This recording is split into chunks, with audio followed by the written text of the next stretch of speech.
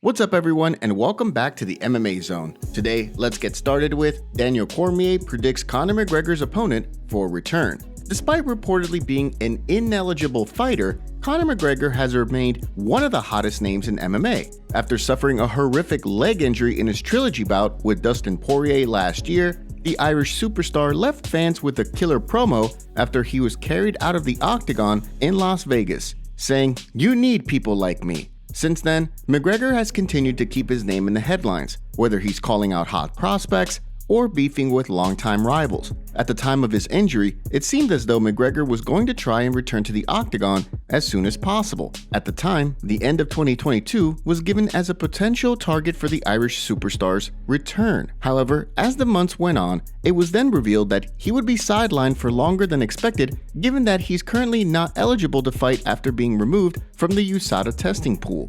McGregor then fired back at the claim, saying that he would get an exemption from USADA given the extreme nature of his leg injury. USADA then shot back, shutting down the talk and confirming that unless something were to change, McGregor would have to go through the 6-month mandatory testing period before being eligible to fight.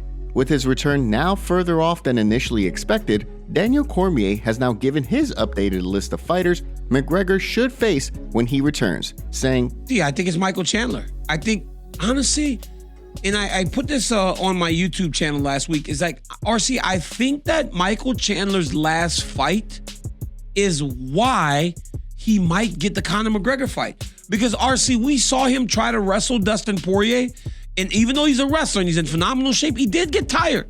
In that third round, he got tired. Yeah. And when he got tired, he made a mistake, and Dustin submitted him.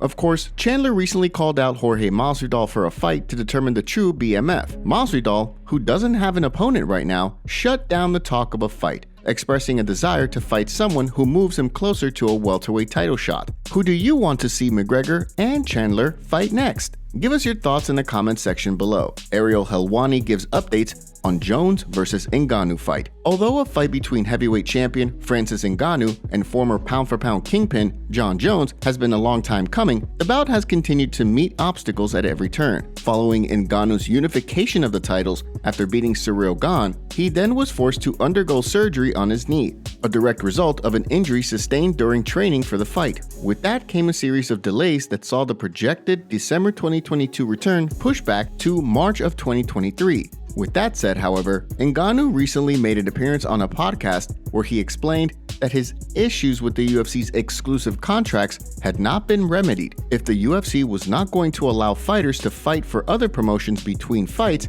Ngannou could hold out and refuse to fight. The move would instantly make him a martyr among fighters, but would also create a rift between he and the UFC that would be hard to come back from. According to Ariel Helwani, however, Ngannou is no longer represented by CAA. This opens the door for further negotiations with the UFC, likely more productive ones as well, given that UFC President Dana White has remained adamant that although he and Ngannou get along, he doesn't like the heavyweight champ's management. Francis is about to become a free agent, but I'm hearing that talks are actually pretty good. And, you saw Eric Nixick, his coach, reference March 4th. I've been saying this. How long have I been saying if they couldn't get a fight in December for Jones, the March early pay-per-view was when they were going to try to do Jones versus... I feel right now very confident that he's going to resign. Plus, if the long-awaited fight between Jones and Ngannou is finalized for March of next year, the fight will surely be one of the biggest in UFC history. Should the bout take place, who do you see winning? Give us your predictions in the comment section below. Before we continue, make sure you give that like button some love and be sure to subscribe to the MMA Zone for all of the latest news. Stephen Thompson weighs in on Khamzat Chimaev versus Colby Covington fight. Reports of a fight between streaking contender Khamzat Chimaev and former two-time title challenger Colby Covington have continued to emerge. After the rumors made the rounds, UFC President Dana White then weighed in on the situation, admitting that the UFC was in fact working on a fight between the two men. Despite that, nothing has been finalized, and as a result, fight fans have continued to question whether or not the fight will even take place, or if Chimaev will wind up making the move to 185 pounds given his recent weigh-in mishap at UFC 279. While the MMA community has been split on their predictions for the hypothetical matchup, one thing is certain. A bout between the two controversial welterweights would without question be a contender for fan favorite fight of the year. During a recent interview, Stephen Wonderboy Thompson weighed in on the potential bout, explaining that although both men are dominant wrestlers, there's one area where Covington excels that would give his opponents problems: cardio. I don't know, man. I'm not really sure if that will happen. I don't think Colby wants it, obviously. Especially against a guy that hasn't made weight, So I don't blame him. And, Chimaev is calling out the guys at 185 now, especially the champ. So I don't know, man. If it does happen, they both got, I think if it goes 5-5, I think Colby's got it if it goes in the later rounds, just because he's got cardio for days. And we saw the fight with, Chimaev and Gilbert Burns, and Chimaev started fatigue. As Wonderboy pointed out, Chimaev may have begun to gas towards the end of his fight of the year contender with Gilbert Burns as a result of the brutal weight cut. Since then, Chimaev hasn't been able to successfully make 170 pounds, leading many to speculate whether or not he's capable of the feat. What do you think? Sound off in the comments below.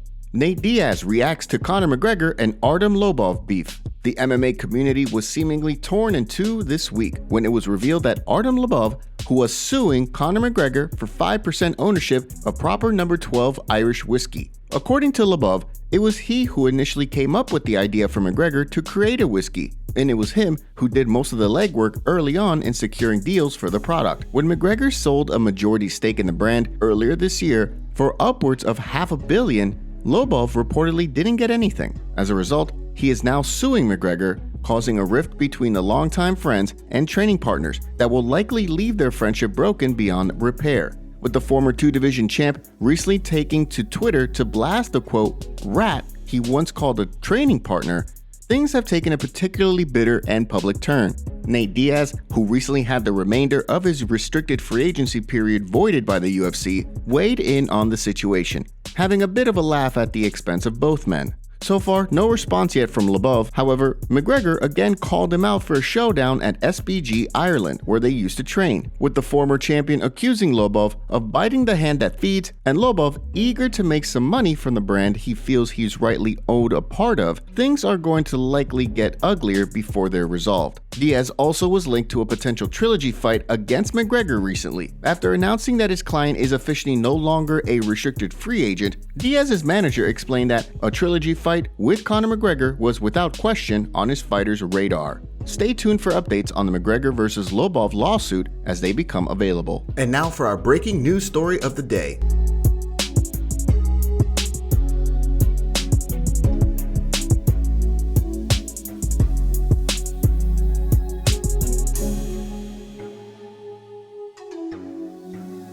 Charles Oliveira's coach explains why rematch with Makhachev was turned down. When Islam Makhachev defeated Charles Oliveira in the main event of UFC 280, many questioned what was next for the former champion. Eager to reclaim the belt, Oliveira explained that he was ready to get back on the horse and make another run at UFC Gold. With that said, however, he shot down reports of a fight with Rafael Fiziev next year at the UFC's Rio pay-per-view card.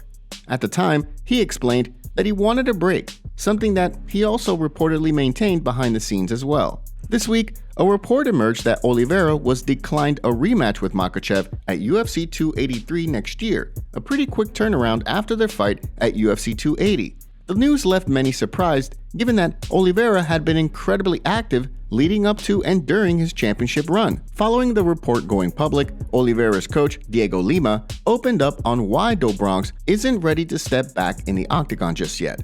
I talked it over with Charles. He's not injured, but there's an emotional stress. It's way beyond physical. Charles is the only fighter that has faced all the top 5 guys within a year.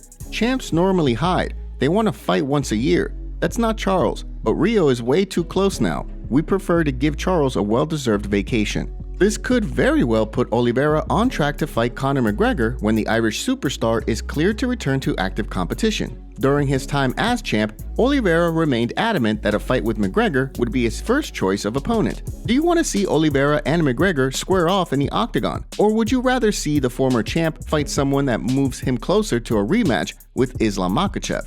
Give us your thoughts in the comments below. Thanks so much for joining us today. What do you make of what's going on in the fight world? Make sure to like this video and subscribe to the channel to stay up to date on all the latest news from the MMA Zone. See you next time.